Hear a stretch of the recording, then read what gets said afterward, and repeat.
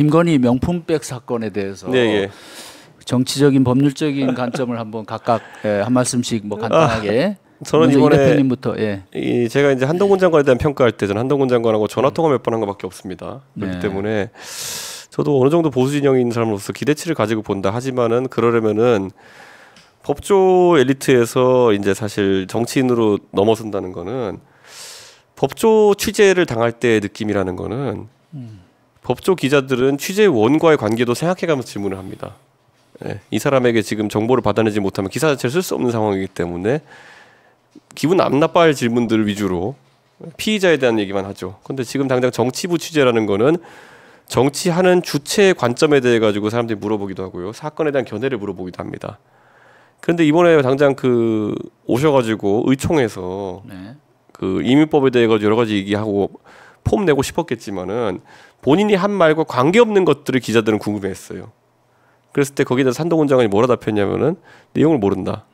근데 이건 처음 보는 모습 아닙니까? 한동훈 장관이 어디서 어떤 질문 받더라도 다 아는 것처럼 얘기했잖아요. 네. 근데 국민적 관심이 꽤 있는 이 사건에 대해서만 모른다 답한 거는 한동훈 장관 역시나 그러면은 그 선택적 답변을 하려는 것이 아니냐가 첫 번째고 두 번째로는 한 장관이 이번에 모른다 그랬으니까 다음번에 국회에 나타나면은 지난번에 모르셨는데 그 사이에 찾아보셨습니까? 질문이 나올 수밖에 없고요.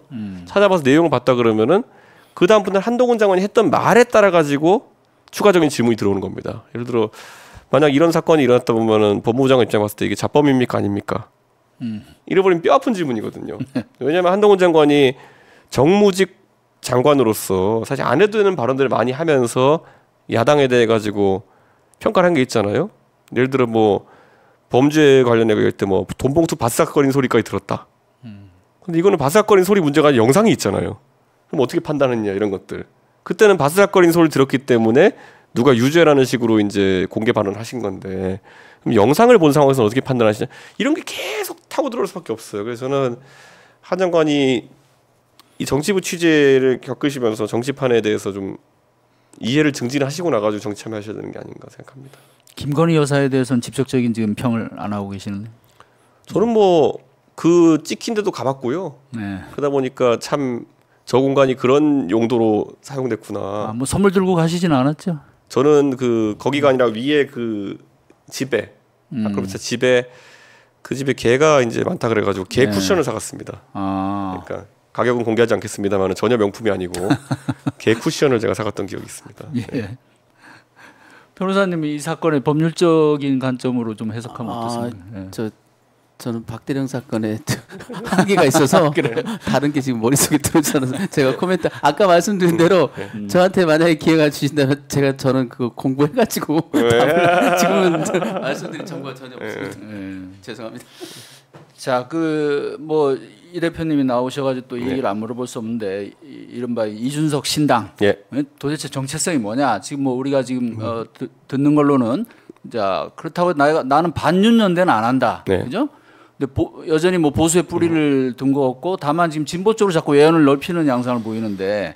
그러니까 반윤이라고 하는 게요. 만약에 대통령이 잘못을 지적하는 것이라면은 제가 그거 아마 누가 대통령 지적 잘하나 대회에서는 제가 1등하고 있을 겁니다. 랭킹 매기면은. 그러니까 저 그걸 안 하겠다는 건 아니고요. 근데 당을 하면서 가치가 반윤연대 이러면 너무 싸 보이지 않습니까? 그러니까 가치라고 하면은 당의 가치라고 하는 거면은 오히려 저는 실종된 자유를 회복하겠다라든지 지금 윤석열 대통령이 정치하시면서 언론의 자유도 그렇고 뭐 사상의 자유도 어느 정도 침해받고 정치의 자유도 어느 정도 침해받는 것 같고요.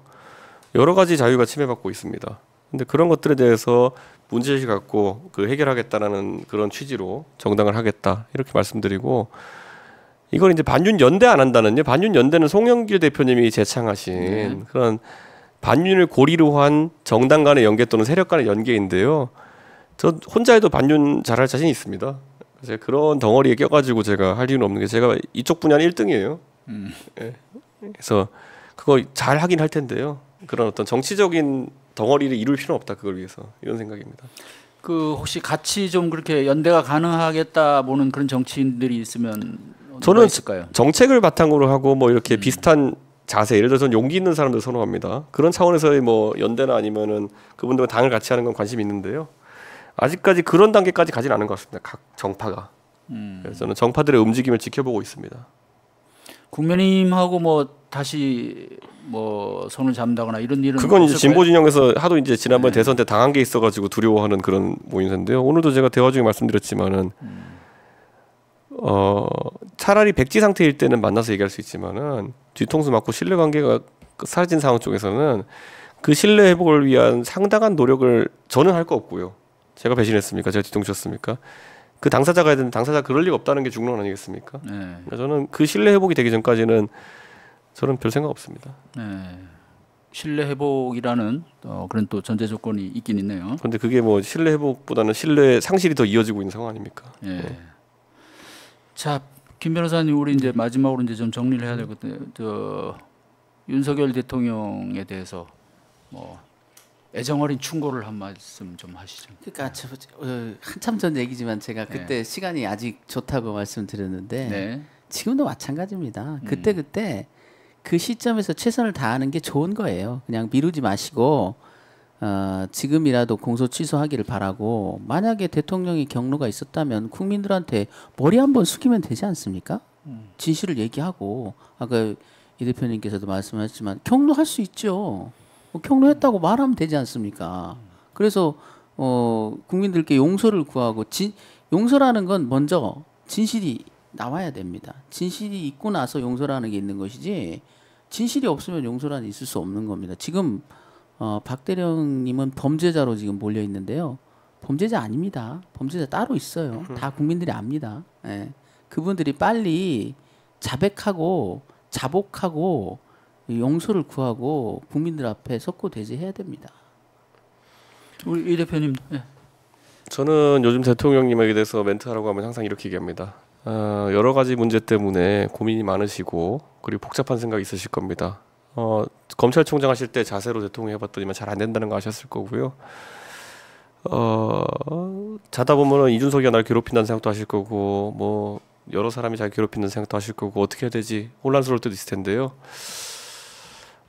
약주 줄이시고, 그리고 이럴 때일수록 식사 든든히 하시고, 그리고 취침 많이 하시고, 그리고 또 건강 챙기시고, 그렇게 해야지 그나마 괜찮습니다. 지금 보면은 여러 가지 일이 이제 이렇게 몰려오다 보니까 부산 엑스포 이후에 대통령께서 또 평정심을 잃으셨다는 얘기도 나오고 하는데, 참 국민의 한 사람으로서 다시 한번 강조하지만은 약주 줄이시고 식사 잘 하시고 건강 챙기시고 수면 충분히 취하시고 이렇게 해야지 그래도 낫습니다.